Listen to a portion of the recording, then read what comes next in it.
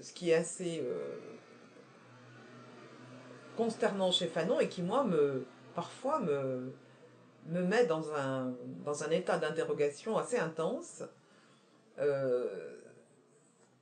c'est ce qu'il a affirmé dans les années 50. Vous le prenez aujourd'hui, vous le relisez, et vous dites, mais c'est là, c'est ça.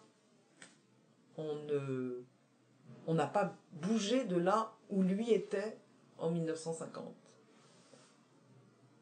On a certes la Lune, etc., mais sur le plan de la relation humaine et de la construction de l'humain, on n'a pas avancé d'un iota. Et donc, ce qui est encourageant quand je rencontre des jeunes et qui travaillent vraiment intensément, c'est justement que eux, ils ont décidé de ne plus en rester là. Et que nous, alors je parle pour ma génération, que nous, on en est resté là.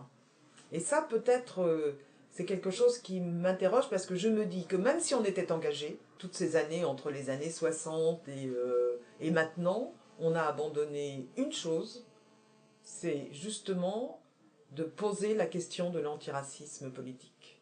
Toutes ces grandes organisations qui ont pignon sur rue et qui ont préempté la question de l'antiracisme, en dépossédant les victimes et les concernés du droit à la parole et du droit à prendre ça en charge, puisque eux, ils étaient là, habilités à parler en notre nom.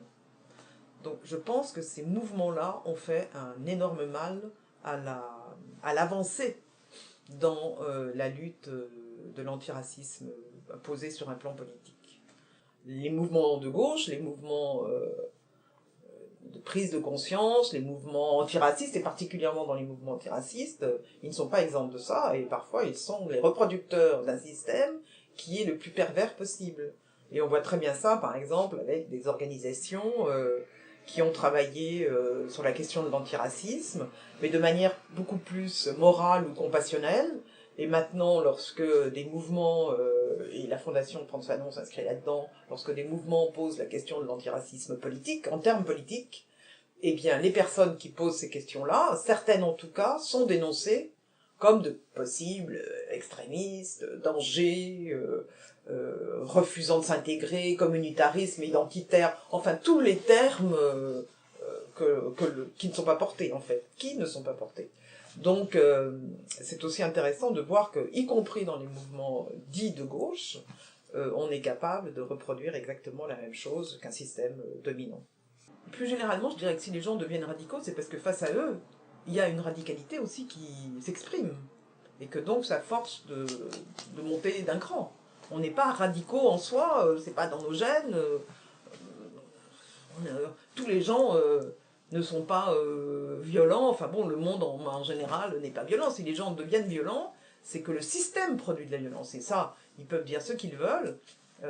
Ils n'ont qu'à aller un peu en Inde, où ils verront comment s'exprime la violence, et où, quand cette violence, elle s'exprime, elle est le fait de personnes qui sont complètement exclues, complètement marginalisées, qui sont traitées comme justement des esclaves, etc. Donc, on ne peut pas dire que si il y a de la radicalisation, elle est du fait juste de la personne. Et ça, par exemple, un monsieur Clavreul de la DILCRA française, je ne sais pas si vous le connaissez, est un menteur, est un grand menteur en disant que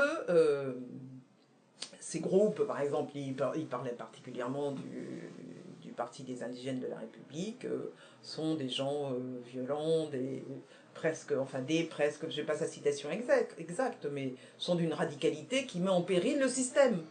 Or, M. Clavreul ferait mieux de s'interroger sur ce qui produit d'abord les éléments de production de la violence, et ensuite sur ce qui produit, toujours dans notre société française, des comportements racistes, y compris au niveau étatique, structurels, de façon à, comme il est quand même responsable de la DISCRA pour lutter contre les discriminations et autres, de façon à ce que lui fasse des propositions qui ne sont pas de vivre ensemble et de dire une fois de plus que c'est épouvantable, l'antisémitisme est la pire des choses. Non, tous les racismes sont la pire des choses.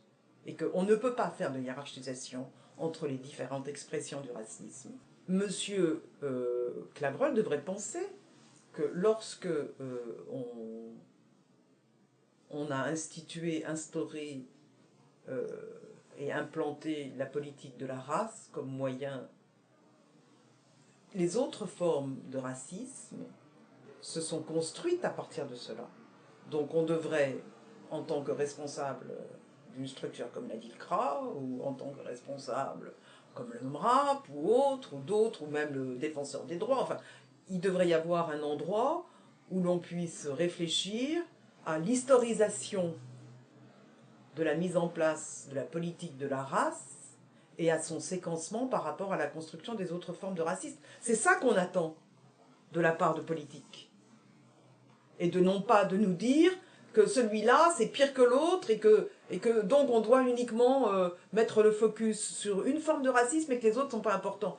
Tant qu'on n'aura pas réparé ce qui a été détruit au moment de la mise en esclavage de millions de personnes et de la traite transatlantique, tant qu'on n'aura pas cessé de faire des amalgames entre traite transatlantique, traite transsaharienne et traite sud-européenne, tant qu'on n'aura pas cessé de faire des amalgames avec esclavage et mise en esclavage, eh bien, on va entretenir une espèce de magma dans lequel, pour les afro-descendants et les Africains, ils seront toujours considérés comme inférieurs à d'autres.